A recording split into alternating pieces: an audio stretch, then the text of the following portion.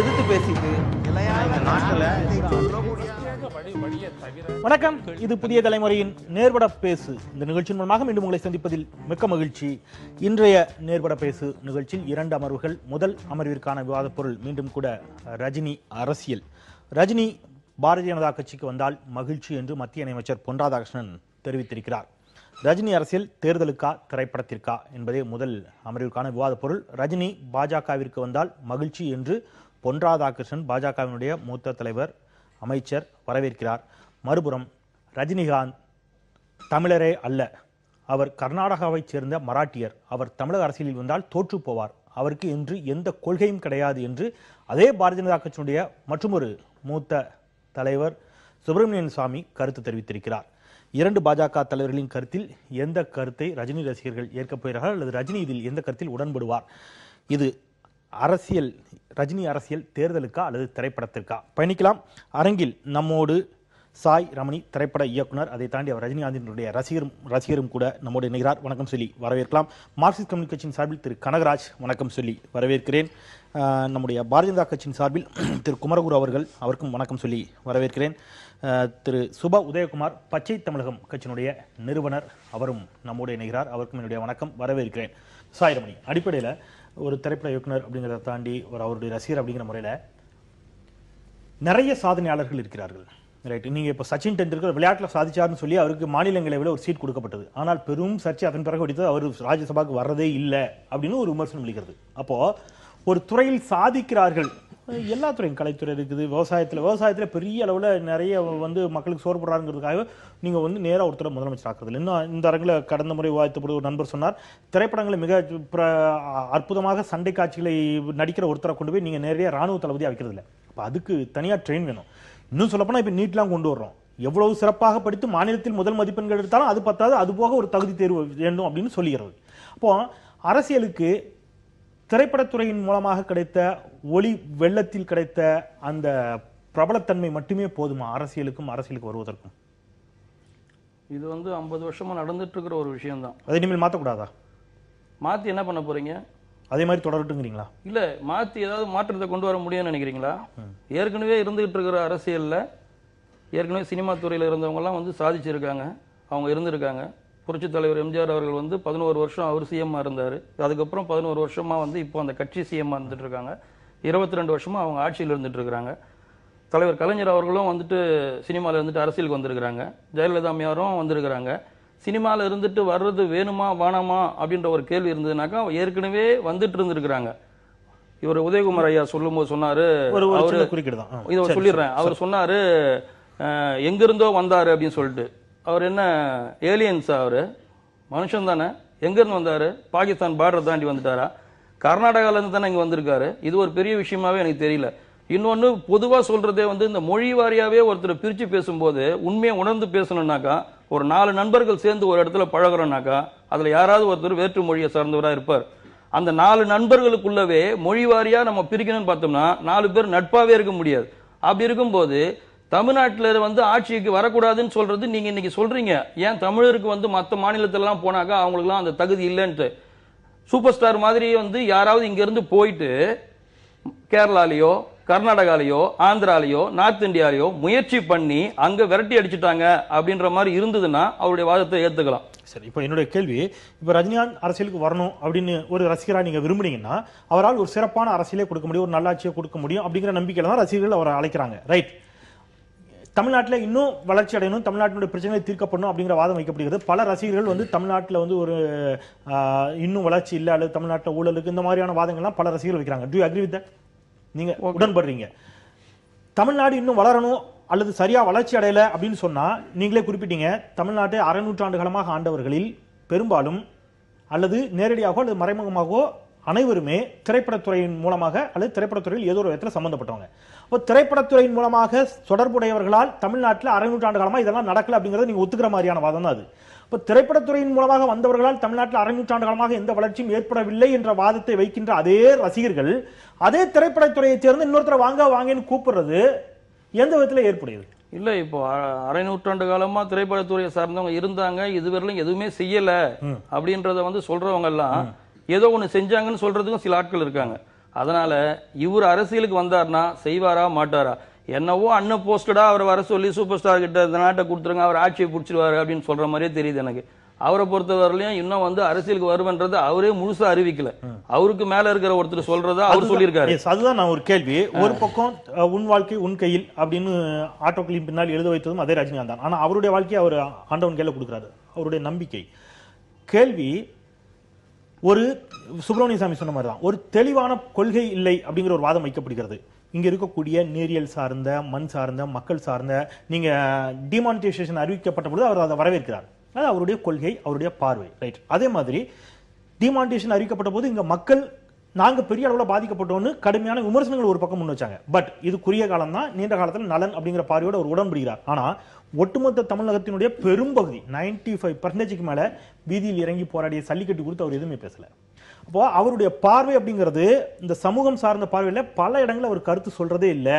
அவருக்குன்னு எந்த பார்வையும் இல்லை. சமூக நீதி சார்ந்து, இடஒதுக்கீடு சார்ந்து, இன்னும் தமிழகத்தினுடைய நீராதார பிரச்சனை சார்ந்து எந்த பார்வையும் இல்லை. அவர் நேரடியா எதுக்குமே பதில் சொல்லவே முடியல அப்படிங்கிற ஒரு கேள்வி இருக்கின்ற பொழுது அவரால் எப்படி அரசியலில் ஸ்திரத்தன்மையோடு செயலாற்ற முடியும்? சார், அவர் வந்து செய்யறது வந்து தொழிலா செய்யறது வந்துட்டு நடிப்பு தொழில் செஞ்சிட்டு இருக்காரு. ஒரு நடிகரா அவருடைய வேலையை சிறப்பா செய்யறார். அதே சமயம் அந்த நடிப்பு துறை சார்ந்த தயாரிப்பாளர் சங்கத்துக்கோ, திருட்டு விசிடி விஷயத்துக்கோ, இல்ல வந்து நடிகர் சங்கத்துக்கோ, இல்ல காவிரி பிரச்சனைக்காக அவங்க போராடுறாங்கன்னும் போதோ, இந்த மாதிரி விஷயத்துக்கெல்லாம் முன்னிருந்து இறங்கி வந்து அந்த பிரச்சனைகளை அவர் கையாளுறாரு, இருந்து பேசுறாரு. இது அவர் நடிப்பு நடிகர் சங்க பிரச்சனை அவர் எந்த கருத்தும் தெரிவிக்கல. இல்ல சார், நடிகர் சங்கம் வந்து நடிகர் சங்கம் வந்து நடத்தின போராட்டங்கள்ல அவர் பங்கெடுத்திருக்காரு. அப்போ ஒரு நடிகரா அவருடைய வேலையை என்ன செய்யணுமோ அதை செஞ்சிருக்காரு. அவர் வந்து ஏன் மற்ற விஷயத்துக்கெல்லாம் கொள்கையா வந்து அவர் வெளிப்படுத்தல அப்படின்னு சொன்னா, இதுக்கு முன்னாடி இருந்த நடிகர்களும் சரி, அரசியல்வாதிகளும் சரி, அரசியல் கட்சி ஆரம்பிச்சதுக்கு அப்புறம் தான் அரசியலை பத்தி முழுமையா பேசுறாங்க. இல்ல சார், அவங்க வந்து அரசியலுக்கு வர்றது உங்க கருத்துல சற்றே முரண்படுறேன்னு நினைக்கிறேன். சத்யராஜ் உடைச்சே பேசக்கூடியவர் தான் அரசியல. முன்னணி நடிகராக இருக்கக்கூடிய கமலஹாசன் அரசியலை உடைத்து பேசக்கூடியதான். ஏன் விஜயகாந்த் கட்சி ஆரம்பிக்கிறதுக்கு முன்பாகவே உடைத்து அரசியலை பேசினவர் தான். ரசிகர் மன்றமாக இருக்கின்ற பொழுதே ரசிகர் மன்ற நிர்வாகிகளுக்கு ரசிகர் மன்ற கொடியின் மூலமாக உள்ளாட்சி தேர்தலில் பங்கெடுக்க வைத்தவர் தான். அப்போ எம்ஜிஆர் இருக்கட்டும், அவர் திரைப்படங்களின் மூலமாகவே தன்னுடைய கருத்துக்களை அவர் ஏற்றுக்கொண்டிருக்கக்கூடிய ஒரு கருத்தை அவர் கொண்டு வந்தாரு. அந்த கட்சி கொடியெல்லாம் கூட அவர் பயன்படுத்தினார். அப்போ பல நடிகர்களும் நடிகர்களாக இருக்கின்ற பொழுது, இன்னும் சொல்ல போனா விஜயகாந்த் எல்லாம் எம்எல்ஏ ஆன பிறகு அவருடைய திரைப்படங்கள் வெளியே வந்திருக்குது. எம்எல்ஏனே போட்டு பேர் வந்த படம்லாம் கூட இருக்குது. எம்ஜிஆருக்கும் அதுதான். இப்ப ரஜினிகாந்த் அவர்கள் எந்த இடத்துலையும் கொஞ்சம் கூட விமர்சனத்திற்கு தான் ஆளாகிவிடக்கூடாது அப்படிங்கிற மாதிரியான கருத்தோடு நகர்கிறாரா? எந்த விமர்சனத்திற்கும் ஆளாகிவிடக்கூடாது என்று நினைக்கக்கூடிய ஒரு மனிதர் எவ்வாறு அரசியலுக்கு ஃபிட் ஆவார்? அவர் அரசியலுக்கு வந்ததுக்கு அப்புறம் சில கேள்விகள் நீங்க கேட்க வேண்டிய கேள்விகள். ஏன்னா வந்ததுக்கு அப்புறம் தான் அவர் வந்து என்ன கொள்கையில செயல்பட போறாரு, என்ன மாதிரி விமர்சனங்களை சந்திக்க போறாருன்றதெல்லாம் வந்ததுக்கு அப்புறம் தான் தெரியும். இப்படி வரனே உங்களுக்கு ஒரு கிளாரிட்டி இல்லாம இருக்கலாம். பிகாஸ் அது நீங்க எடுக்க முடியல, ரஜினி எடுக்கக்கூடிய முடிவு. ரஜினி அரசியலுக்கு வருவாரா மாட்டாராங்கிறத குறித்து அவருக்கே ஒரு கிளாரிட்டி இல்லையா? அவரை குறித்து அவருக்கே ஒரு கிளாரிட்டி இல்லைன்னா அவர் எப்படி சக்சஸ் பண்ணுவார்? இந்த தொடர்ந்த 3 நாளா 4 நாளா இருக்கிற எல்லா சேனலுக்கும் அந்த பிரைம் டைமை ஃபில் பண்றது அவரு தான். அவரோட விவாதம் தான் எல்லா சேனல்லையும் போயிட்டு இருக்கு. கிட்டத்தட்ட எல்லா பத்திரிகையிலும் ஏன் வந்து அவர் வந்து இல்ல நீங்க சொன்னீங்கல்ல, அவர் ஏன் வந்து அறிக்கை கொடுக்கல, அவர் ஏன் வந்து விமர்சனத்துக்கு உள்ள வந்துருவோமோன்னு பாக்குறாருன்னு சொல்லிட்டு அவர் ஒரு வரி சொன்னாருனாக்கா அது இந்தியா பூரா செய்தி ஆகுது. அதனால எந்த விஷயத்துக்கும் அவர் திரை சார்ந்த, அவர் தொழில் சார்ந்த இடத்துக்கு அவரால் கருத்து வெளிப்படையா சொல்ல முடியும். அரசியல் சம்பந்தப்பட்ட விஷயத்துக்கு ஏதாவது ஒரு வார்த்தை சொன்னோம்னாலும் இதை வந்து ஊதி பெருசாக்கி என்ன பண்ணிடுறாங்க. இல்ல சார், இன்னும் ஒரு படி மேல போய் கேக்குறேன், முன்னுக்கு பின் முரணாக பேசுகிறாரா ரஜினி அப்படிங்கறத கூட நான் கேள்வி வைக்கிறேன். தெளிவா பேசுறாரு. ஏன்னா 15ஆம் தேதி அவர் ரசிகர்களை சந்திக்கின்ற பொழுது ஒரு வார்த்தை பயன்படுத்துறாரு. நான் அரசியலுக்கு வர மாட்டேன் என்று என் தலையில் எழுதியிருப்பதாக நீங்கள் நினைத்தால் நீங்கள் ஏமாந்து போயிருங்கள். அப்ப இதுக்கு என்ன அர்த்தம்? நான் அரசியலுக்கு வரப்போறேன், ரைட்? ரொம்ப கிறிஸ்டல் கிளியர். நான் அரசியலுக்கு வரப்போறேன், நான் அரசியலுக்கு வருவேன்னு தான் என் தலையில் எழுதியிருக்குது. அதனால நீங்களாம் ஏமாந்துடாதீங்க, நான் அரசியலுக்கு வருவேன். இப்பவே பணம் சம்பாதிக்கணுங்கிற ஆசை இருக்கவங்களாம் ஒதுங்கிக்கோ, நான் அரசியலுக்கு வந்தா உங்களெல்லாம் கிட்டே சேர்த்துக்க மாட்டேன். அப்போ அரசியலுக்கு வருவேங்கிற ஒரு கிளியர் இதை கொடுத்துறாரு. அதுக்கப்புறம் சொல்றாரு இல்ல நான் அந்த மாதிரி இல்லை அப்படின்னு. இப்ப இன்னைக்கு புதிய தலைமுறைக்கு அவர் பிரத்யேகமா ஒரு பேட்டி கொடுத்திருக்கிறார். எக்ஸ்க்ளூசிவ் இன்டர்வியூ ஒன்று புதிய தலைமுறைக்கு மட்டும் கொடுத்திருக்காரு. அந்த பேட்டியில அவர் என்ன சொல்லியிருக்கிறாரு அப்படிங்கிறத நம்ம இப்ப பார்க்கலாம். அதுல உங்களுக்கு என்ன கிளாரிட்டி கிடைக்குங்கிறத நம்ம பார்க்கலாம். திரு ரஜினிகாந்த் அவர்கள் புதிய தலைமுறைக்கு அளித்த அந்த பிரத்யேக பேட்டியை பார்த்துட்டு நம்ம நேர்பட பேசலாம். இப்ப சந்திச்சிருக்கீங்க, இந்த நிலைமையில உங்க ரசிகர்கள் என்ன சொல்றாங்க? ரொம்ப ரொம்ப சந்தோஷம். அவங்கள விட எனக்கு ரொம்ப சந்தோஷமாக இருக்குது. அவங்கள அது தனித்தனியாக மீட் பண்ணுறது ரொம்ப ரொம்ப சந்தோஷமாக இருக்காங்க. நீங்க அரசியலுக்கு வரணும்னு நீண்ட காலமாக உங்க ரசிகர்கள் சொல்லி வர்றாங்க, பல கட்சிகளும் சொல்லி வருகிறார்கள். நீங்கள் வருவீர்களா? நீங்கள் ரசிகர் சந்திப்பை பற்றி கேளுங்க, அரசியல் பற்றி தயவு செஞ்சு எந்த கேள்வி கேட்காதீங்க. சாரி. அரசியலை பற்றி எந்த கேள்வியும் கேட்காதீங்க அப்படின்ட்டாரு. இது எப்படி எடுத்துக்கிறது?